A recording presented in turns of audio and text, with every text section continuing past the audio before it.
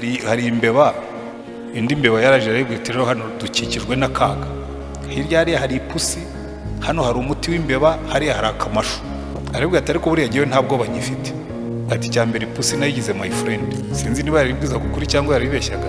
Ati buriya ipusi yo twariyunze ni inshuti yanjye. Make friends with people, difficulties zizabaho, kuko bimwe muri ibyo bikugora bizaba ari abantu. Umwanzi wawe ujye umusabira umugisha. Hanyuma aramubwira ati ariko se hanyuma suriya muti w'imbeba aturiya, ati nawe ukozeho imyitozo niwo mboroshesha amenyo. Hanyuma se kariya kamashu, ati nagakozeho tizi, nagakoreho imyitozo buriya nikamfata nzi. Jya ufata ibibazo bikorereho imyitozo, ibyo uzahura nabyo imbere bizaba ari binini, ariko n'uwo waratsinze gatoya ka hano ugatsinda kanini ko hano n'ikinini kurutaho.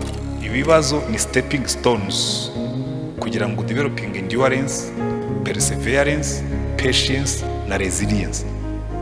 Rero nitagereza ubuzima bushashe ntabwo uzabona.